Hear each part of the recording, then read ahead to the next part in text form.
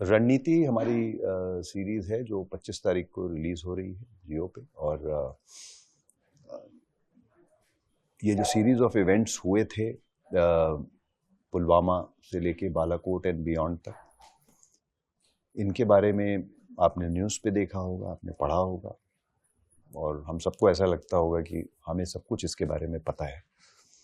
इसके ऊपर कई सीरीज और फिल्में भी बनी हैं जो उस इवेंट को दर्शाती हैं, उनको आपने देखा है। मगर उसके बिहाइंड द सीन्स क्या हुआ और क्या क्या नहीं हुआ, और ऐसी क्या क्या चीज़ें हुई जो इंटरनेशनली जिन्होंने काफ़ी तहलका मचाया, वो सारी चीज़ें जो हैं आपको इस सीरीज़ में देखने को मिलेंगी। और वही सारी चीज़ें हैं जो इस सीरीज़ को बाकियों से अलग बनाती हैं। आपके किरदार के बारे में बताएं लावनी जी। मेरा किरदार जो है इसमें आप उसे पावर ब्रोकर बुला सकते हैं या स्पिन डॉक्टर कह सकते हैं। और ज़्यादातर से रणनीति में जो हमारी एक टैग लाइन है कि एक नया रण है, और रण सिर्फ मतलब वॉर जोन में ही नहीं लड़ी जाती है। जो हमारे दर्शकों को दिखाया जाता है, जो दुनिया भर में जो परसेप्शन दिया जाता है, उससे देश का भी बहुत मतलब फ़र्क बनता है। जो हमारे लिए इंडिया एक super power, military super power बनी थी बालाकोट एयर स्ट्राइक के बाद, वो इस वजह से बनी थी क्योंकि दुनिया भर में मतलब वर्ल्ड वाइड जो उन्होंने दिखाया गया, the way India handled that situation, उससे बहुत फ़र्क पड़ा on a world wide stage. तो जो ये कहानी बुनती है, बनाती है, वो है मनीषा सहगल। उसमें आपके प्रोमो में डिजिटल मीडिया का भी इस्तेमाल आपका दिखाया जा रहा है कि आप ट्रेंड करिए, ये करिए, उर्दू में टाइप कीजिए। जब हम कोई परसेप्शन बनाते हैं, आज सोशल मीडिया का कितना रोल रहता है उसमें? आज तो बहुत बड़ा रोल है सोशल मीडिया में। लोग हमेशा कहते हैं जो दिखता है वो बिकता है, और लोग ज़्यादातर से वही मानते हैं। जो पहली जो न्यूज़ आती है लोग फटाफट से उसी मान लेते हैं, बाद में जो क्लैरिफिकेशन आती है या रिट्रैक्शन आता है वो तो बाय द वे था, अच्छा ठीक है। लेकिन लोग ज़्यादातर से जो पहली बार देखते हैं, जो नज़ारा देखते हैं, वो हमेशा ज़्यादातर से मान लेते हैं। जी भाजी, आप एग्जैक्टली क्या प्ले कर रहे हैं इसमें? एक रॉ का एजेंट। रॉ का एजेंट।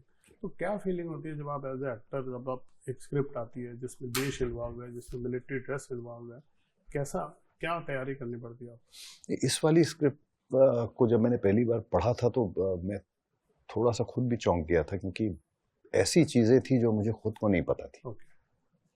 वो सारे इवेंट्स के पीछे क्या हुआ, और सबसे बड़ी बात यह है कि ये लोग जो पर्दे के पीछे होते हैं, जो सारी चीज़ की स्ट्रैटेजी बनाते हैं, वो भी उतने ही बड़े रियल हीरो होते हैं, मगर उनकी शक्ल कभी सामने नहीं आती है, उनका नाम भी नहीं पता होता। और जैसे ही ये इवेंट्स और ये सारा कुछ ख़त्म हो जाता है, उसके बाद वो क्राउड के अंदर मिक्स हो जाते हैं। आपको पता भी नहीं है कि इस इंसान ने कितनी जानें बचाई, क्या क्या किया, किस तरीके से कुछ गलत होने वाला था उसने उसको चेंज किया, उसने अपने सोल्जर्स को बचाया, उसने कितने एजेंट्स को बचाया, क्या किया, by just being inside the war room, by using his brains. So ऐसे लोग जो इतना कुछ बिहाइंड द सीन्स करते हैं, लेकिन उनके चेहरे, उनके नाम कभी सामने नहीं आते। तो ऑब्वियसली एक बहुत बड़ा चैलेंज है। और दूसरी चीज़ ये होती है कि जब आप किसी सोल्जर का या पुलिस वाले का आप रोल प्ले करते हैं, तो एक रेफरेंस पॉइंट नहीं, बहुत सारे रेफरेंस पॉइंट्स आपके पास होते हैं, लेकिन ऐसे किरदारों के लिए रेफरेंस पॉइंट्स नहीं होते हैं हमारे पास कि कैसा बिहेव करता हूँ, हमने देखा ही नहीं किसी फिल्म में, हमने देखा ही नहीं। तो वो एक ऐसी चीज़ है जो इस सीरीज़ को बाकियों से अलग करती है, because it talks about behind the scenes, क्या क्या हुआ था और ये कौन लोग थे और क्या था। मतलब आप कॉन्टेस्ट अलग, एक सवाल बहुत अजीब होता है। हमारे देश पे किसी ने हमला किया, कोई घटना हुई, हम उसे डिफेंड करने के लिए अपनी पावर दिखा रहे हैं। और हमारे देश में दो तरह के बयान आते हैं, एक सरकारी तरफ से आते हैं, एक विपक्ष की तरफ से आते हैं। विपक्ष हमेशा इस पर सवाल उठाता है, उसके बारे में आपको क्या लगता है? एज ए नागरिक क्या फील आता है जब आप अब तो अंदर से? नहीं बाब, हमें बुरा लगता है जब लोग कहते हैं अरे ये तो प्रोपेगेंडा है, ये तो ये है वो, हर चीज़ को आप उस तराजू में तोलने लग जाते हैं। तो ऐसे लोगों के लिए मेरे पास एक ही जवाब है यार, जो देश का नहीं हो सकता वो किसी का नहीं हो सकता, सीधी सी बात है।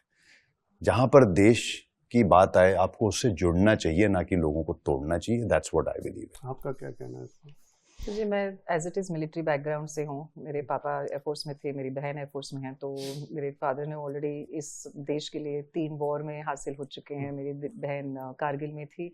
तो आई थिंक मेरे लिए भी इस स्टोरी को भी चुनना एक स्पेशल चीज़ थी, क्योंकि जब बालाकोट की एयर स्ट्राइक हुई थी तो हम शायद एयरफोर्स के होते हुए हमें थोड़ी सी इनसाइडर इन्फॉर्मेशन ज़्यादा मिली जो सिविलियंस को नहीं मिली।